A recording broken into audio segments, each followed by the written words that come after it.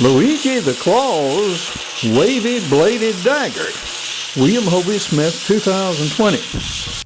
I'm an author, and I've done a number of outdoor and business books, including Create Your Own Job Security, about how to start your own business anytime, any place, at any age, when you need a little money, like maybe right now.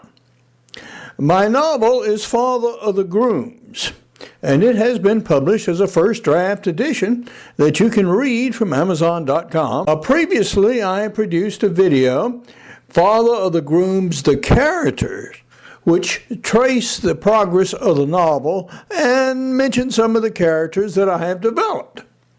Now, among these is Luigi the Claw, who is a mafia enforcer. And the general plot of the novel is that an American family of Sicilian origin, after being here for 3 generations, decides to take a family trip back to their home country. And so they do. Well, included in the family are 2 guys who are presently unmarried, and unbeknownst to anyone, an arranged marriage is made for them in Sicily that they cannot refuse. Consequently, they arrive on Monday and they're informed that the weddings are to be on Friday. And Luigi, to enforce his will, uses a peculiar dagger which we are making. This is Hovey Smith, the Backyard Sportsman. I'm an outdoor guy, a knife maker, and also a novelist. And in my novel, I have a character, namely Luigi the Claw. Now, Luigi is an enforcer for the mafia in Sicily. And he has a historical bend to his character. And he is very interested in ancient Sicilian culture. And one of the things that he finds and that I explore in the novel is a particular wavy-bladed knife once made by the Sicil, a culture that was in Sicily even before the Greeks arrived. Now, this knife was considered so dangerous that the Greeks forbade its manufacture. It was originally made in bronze, and in my novel, Luigi has one of these blades made out of modern Damascus steel, and he uses it with great effect. To start with, I actually went to Sicily and looked for some of these knives. I couldn't find any. The fact is that 17 cultures have ravaged Sicily, and almost anything bronze has been dug out of the old tombs and melted down and salvaged and whatever. So maybe some are somewhere, but I was unable to find them.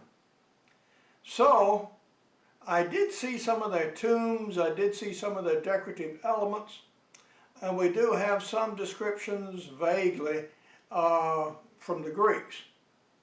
So this is a wooden model I made. Oftentimes when I'm making a new patterned blade, I'll actually take and make one out of wood first before I actually go to the trouble of trying to produce one out of steel. At least this enables me to get the pattern straight. And that's what I did. Sometimes my next step is to make one out of aluminum or low carbon steel, which I have in progress at the moment. And that is what this is.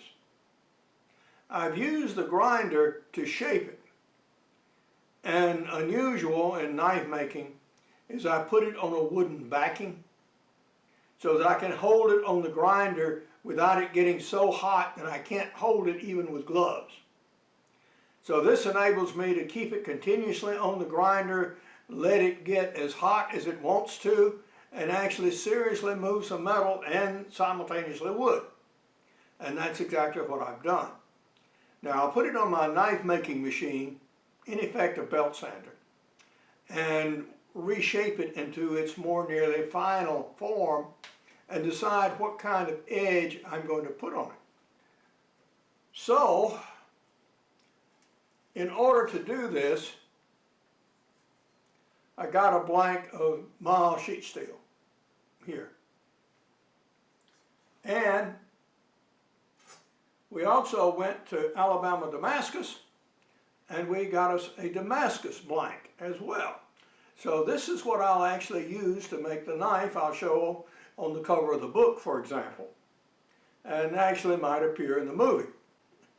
So if I'm going to make any errors in knife making, I want to make it on the mild steel blade rather than my one blank that I cannot easily replace. So that's what we're about. The grinder here is a tool that's just about in everybody's shop. And I can do a lot of work in the general shaping of the knife with the grinder, as you see I have already done. Now I'm going to take this off and actually put it on the belt sander now. We have moved a lot of steel. I've still got a little bit more to clean up, but this saves a lot of time. It also enables me to do things like adjust the handle length right now.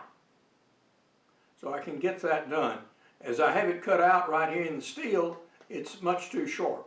So it needs to be lengthened some. So we will be about doing that.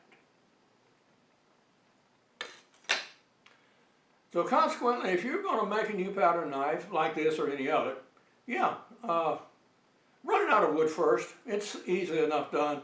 That way you establish the basic dimensions, and then you can go ahead and do it in mild steel or whatever, or go straight to your good steel if you feel confident enough. We now have our blade looking much more nearly like my wooden model.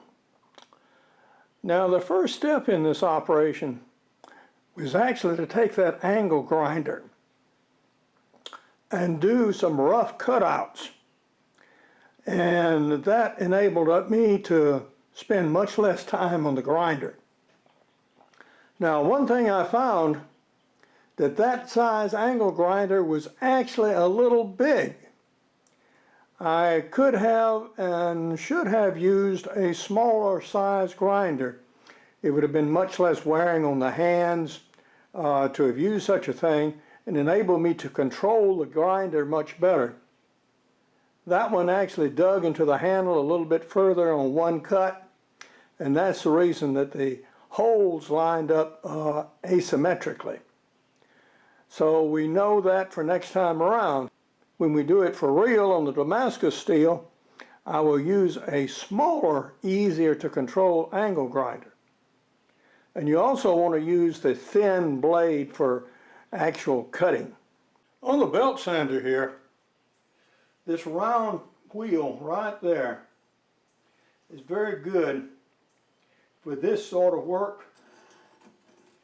So that enables you to work this material very easily compared to only having a straight section like this.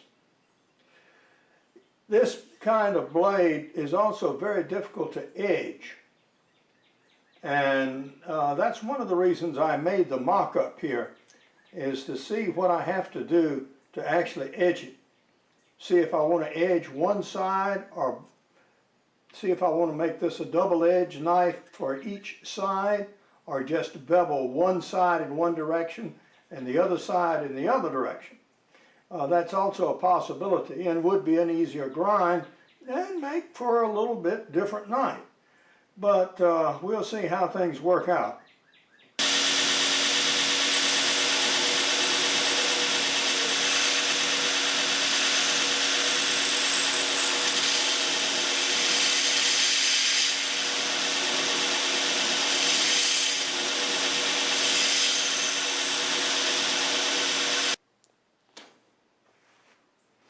Using the belt sander, we did manage to get a bevel for the edge here. But to get the geometry I want for the edge, it looks like we're going to have to laboriously put that edge in, actually using a Dremel tool. I tried shaping that edge with a Dremel tool, but the Dremel 2 was obviously too small and too slow. So we've gone ahead and got a half-inch ceramic grinder to attach to a drill. And we're going to see if we can smooth up that edge and bevel it properly, as well as increase some of the dips I have in that blade to improve its symmetry a little bit. There is a temptation when you get new tools to go ahead and start new work. But one of the axioms of shop work is that you actually finish the work in hand. So before I start on my good steel with a small grinder, I also bought that drill bit grinder. I'm going to finish this.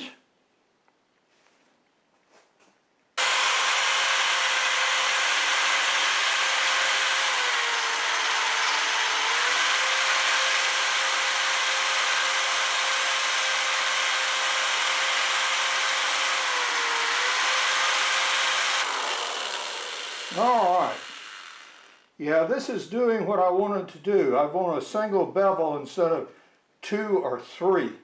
So, yeah, this is getting me the desired result. So, yeah, I can work with this. This shows me the techniques I will need to use to actually shape the blade before hardening. Now, I don't know if this steel will harden at all.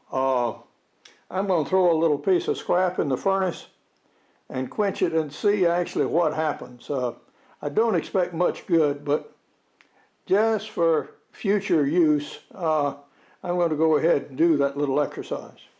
I'm going to go now and put a handle on it. And I'm going to use a hidden pin handle in that on this side the pins will not protrude all the way through the wood, just because these 3 holes are misaligned, but they will nonetheless hold the work and give me the good visual appearance I want for my book cover. Alright, our oven's up to temperature, so we'll take it out and we'll see what comes out.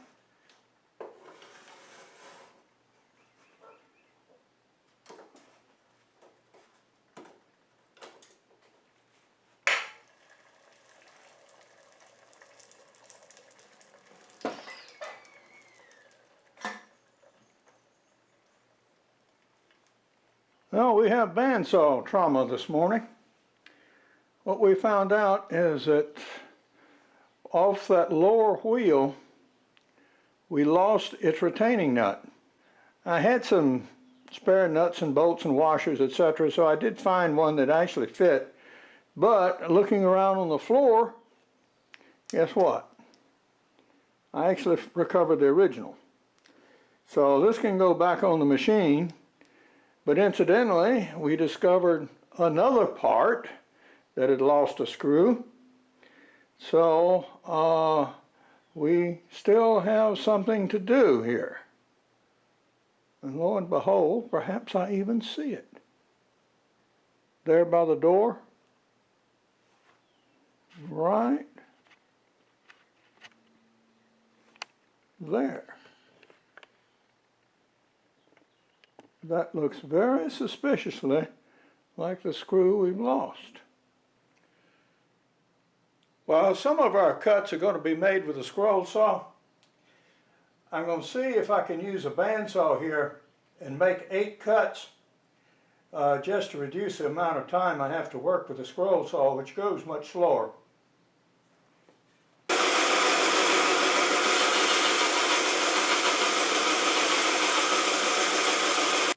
I have 2 Dremel scroll saws, one old and one new, and that's about the maximum thickness of material I attempt to cut with it, and we'll see how it does.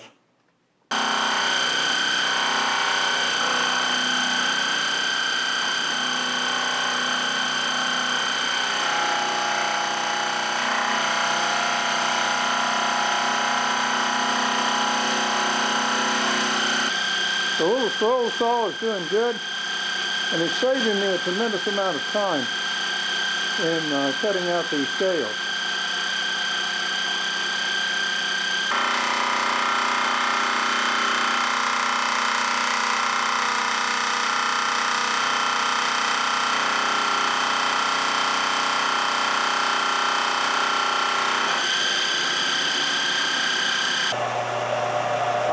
step is going to be to sand the glue contact surfaces smooth. This was cut with a good saw, so they're just about right, so it's not going to take very much to take them down to planing. It didn't take that long at all. That's a pretty good finish. I made some errors in the initial cutting out of the steel. I should have allowed more steel here and here for the guard. I'm going to go ahead and turn the handle and finish it up, and I'll actually use this knife as a part of a book cover design, but it doesn't really have any functional use. The steel, as we found out, is not hardenable, so it's not really a functional knife. Although, of course, I really wouldn't want to be stuck with this thing, or anything else for that matter. It would do that. This initial shaping is what I term finding metal. You can see here I've taken the top and this side of the scales and removed the wood down to where I am in contact with the metal. And so this enables me to thin the grip considerably. You can see how my pattern grip looks. And I want my finished knife to have a little thicker grip than this, but not too much, so it'll be comfortably grasped in the hand.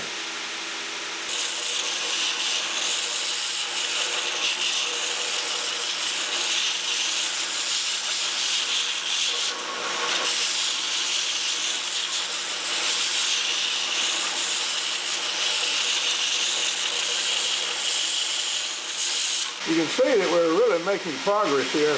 This is, of course, the side I've done, and now I'm almost to the metal on the other side. So yeah, we're getting there. Now if you have a grinder like this, resist the idea of cranking it up to its high speed. You don't really need it. But what you do want is control at this stage.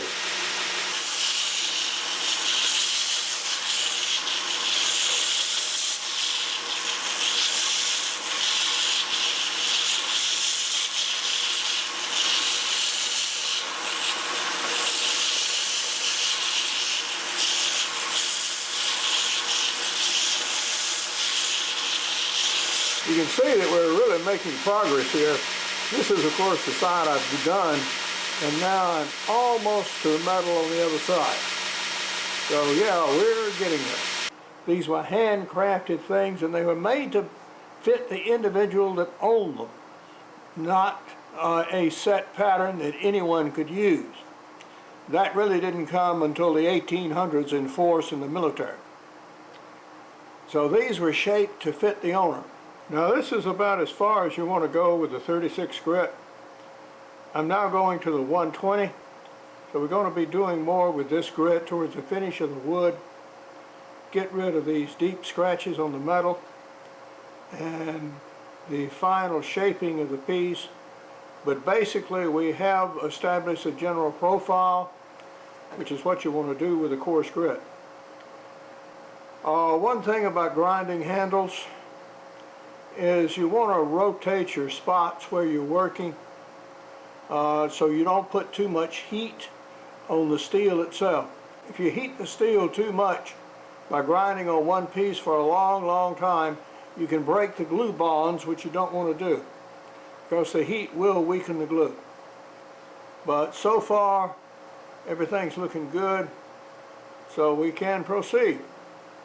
We've now finished with our mock-up of Luigi's knife, and this was just a pure trial piece out of soft steel and some tropical hardwood that I had that I frankly don't remember the name of.